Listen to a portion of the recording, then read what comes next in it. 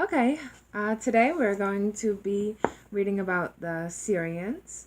Again, we are reading from our book, The Archives of Nature, that my wife and I have written over the past 7 years. All of this information was channeled through the use of crystals, and I'm going to share with you today a little bit about our ET section, which has quite a bit, but I'm just going to start with the Sirians, which are here. Okay. Sirius is the capital of the Milky Way, and its infrared radiations affect the superheavens of any cosmic unit.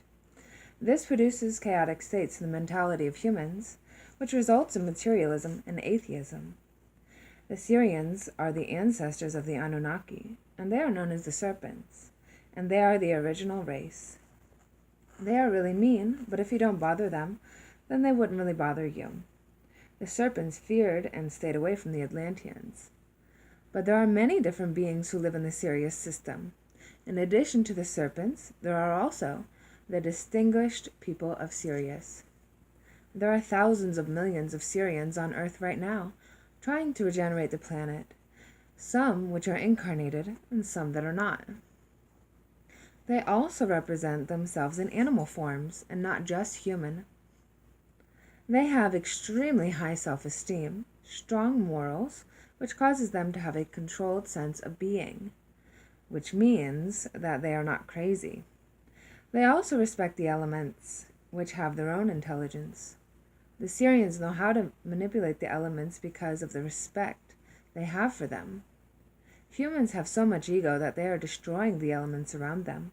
Therefore, they cannot manipulate them like they used to be able to in ancient times when they elevated boulders. The Sirians know that the elements work enmeshed with each other, but humans do not understand that everything is interwoven. Therefore, they are at the whims of nature, becoming easily destroyed by the elements.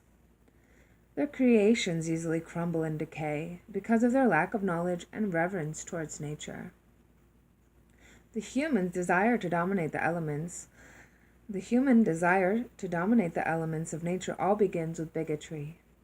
It is through discrimination and seeing the differences rather than the similarities between all of the varieties of God's creation that manifest in a human versus nature mentality, rather than a conscious collective communion. Humans need to work with each other, but because of the separate quality of their minds, they do not understand the totality of what exists within the elements. People would have to completely eradicate all misconceptions and arrogance in order to work in harmony with nature once again. They will be able to enjoy the benefits of these abilities in the next race. Superiority leads to entropy, which leads to death. Diversity allows the creation of movement, which equals life. The beings from Sirius understand that within the fabric of the universe there exist all varieties of being. They know that each individual monad plays an important role in the chemistry and in the wellness of the totality of the universe. Sirians are able to manipulate their own appearance, but if we were to see them as they are, then they appear to be very elongated, skinny, and tall. They are about 30% humanoid and are a bright grayish green-blue, and they can shrink their size so that they are not so intimidating to us. They have a very developed heart chakra and are very positive. They would not normally reveal who they are, although some do. Sometimes they will take the figure of a person, but their memories are deleted, so they are able to have the Earth experience. Once they are done with their missions, then their memories are restored.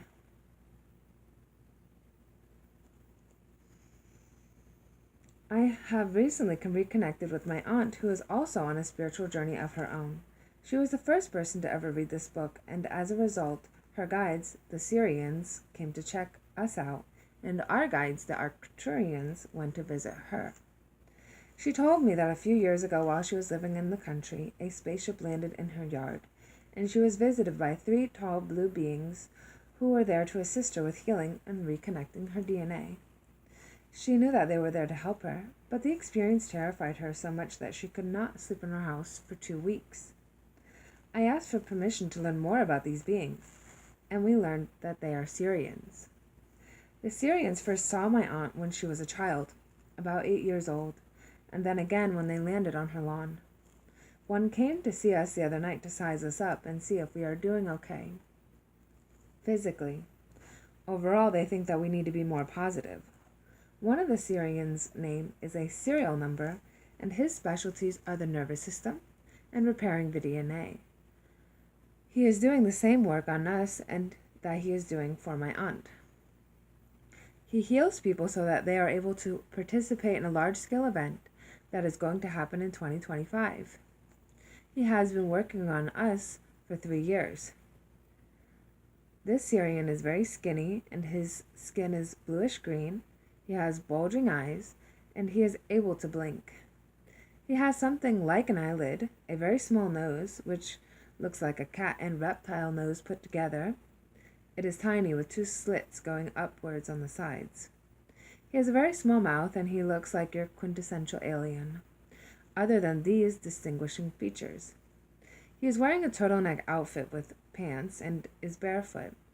He has 1 long toe because the rest are fused together. His feet are very sensitive, like our hands, and he is able to get a lot of information from them. His feet are skinny and he has long arms. He is here to learn everything that pertains to the planet. The Sirian's lifespan is about 600 to 1,000 years. He works with others as well. The Sirians work with a light technology that they use for healing that is like the spectrometer that we have explained on our section under healing. This technology is made of a tube that ranges in different thicknesses, and in the inside they shine different beams of light, and it looks like a light show. With this machine, they are able to separate out the colors from the rainbow in the tube. They have another machine that has colors that we have never seen before. Marjorie sees these colors through the crystals, and as she attempts to describe them, she says, imagine 2 colors together like a purple with some yellow that has glitter. Metatron. Metatron is from Sirius, and he is perceived as a warrior by other Sirians. He has 6 names, and his benevolence is subjective, but to the people of Earth, he sometimes appears to be negative. This is because of the things that he has done and the way that he looks. I have heard one source claim that he is negative and another claim that he is positive, so I had to look into it more. He looks like a futuristic person, but through the eyes of the people on Earth, he could look demonic and has hooves on his feet. This is similar to how people represent Quetzalcoatl as being a reptilian with wings on his feet. They saw him this way because it was just the closest thing that they could find to illustrate his abilities of teleportation.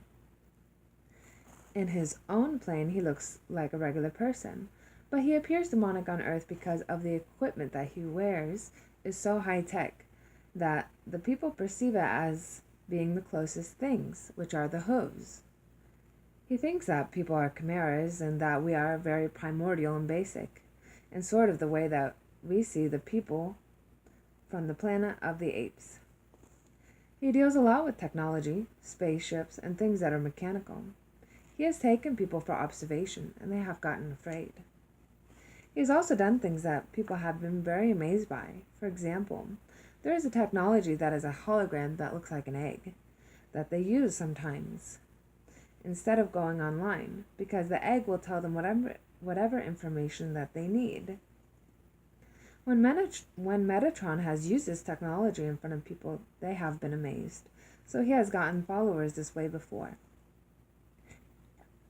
He knows about the Death Star technology and has used it in the past for mining. There is an energy that they have been gathering that is very similar to selenite. It looks like threads of selenite that is being absorbed, which is a mixture of electricity, silver, and carbon. They make synthetic beings with this material that they mine. They also use the androids for many things, such as for the exploration of their own planets and others.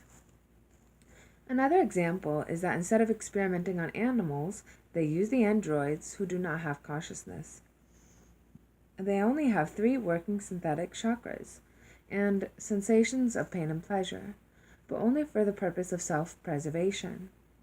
These sensors can be shut off at will. They treat the androids neutrally, neither good nor bad. They are not immortal, although one can program the length of their lifespans.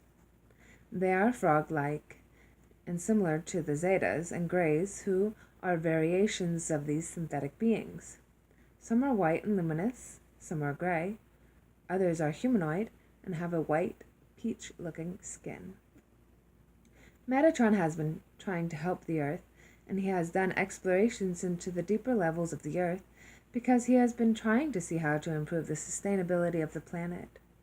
He sees the beings on the planet as nourishers of the planet, and he does not perceive emotionally, but more in the perspective of how people affect the entire ecosystem. He likes the idea that the planet Earth will be advanced like their planets.